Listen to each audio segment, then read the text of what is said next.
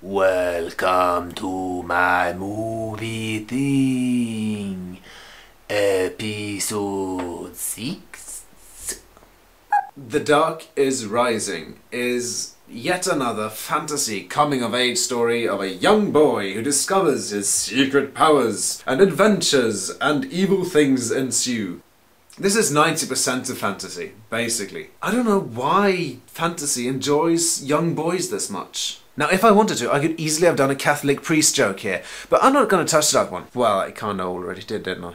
The most annoying thing about this film is that the cast is so annoyingly badly put together. Side characters, the supporting cast is alright, but the main little kid and his nemesis, the Rider, both just badly cast. The kid is a bad actor, but Chris Eccleston, he is a good actor. He was just not right for this role. The Dark is Rising is almost not boring, so I'm going to give it a blank stare. Eastern Promises is brutal. It is really bloody brutal. The pacing is pretty easygoing most of the time, so when they hit you with stuff like the bathhouse scene, ooh, boy. Boys and girls with a Vigo fetish, you should probably go see this film. I don't think you'll be disappointed.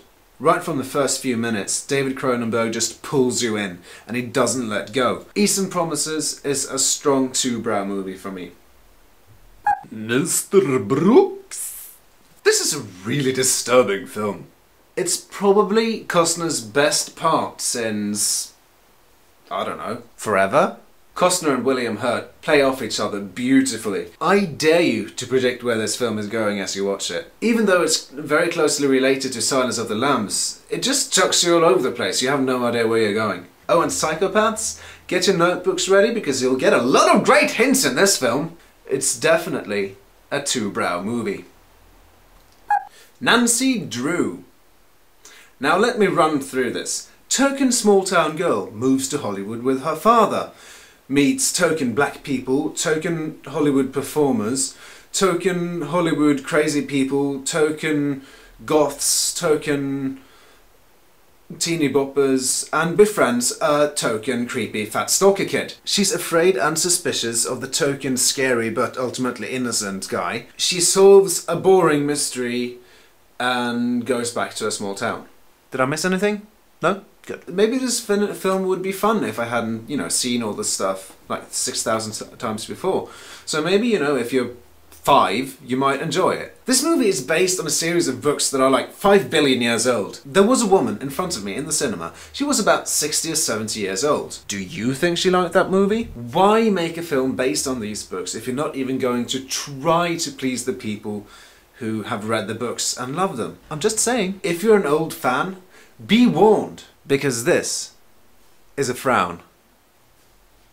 The Last Legion reminds me a lot of the last golden age of fantasy, for both better and for worse. The script is very wooden, and it needs good actors and a good director in order to make it work. And it mostly does. Mostly. Some of the actors, it has to be said, look as if they've been directed by George Lucas. Not really a compliment. Aishwarya, aka Queen of Bollywood, is stunning, and she mops the floor with the guys in the film, which makes her a really good match for Colin Firth, who's also a bit of a yum-yum, or so my girlfriend tells me. I have to say, I kind of agree. I think that if you're a fan of the old adventure and fantasy films, then you would probably have a good time at this film. I had an idea the other day. Between 6 and 8 PM Greenwich Mean Time on Wednesday, this Wednesday, I will be at my Stickham room and we'll be discussing the films that I've been reviewing in this episode. I just think it could be interesting to hear what kind of thoughts you guys have, and I have a lot of thoughts about these films that I don't say in my 5 minutes time. So I think it could be cool. Oh God.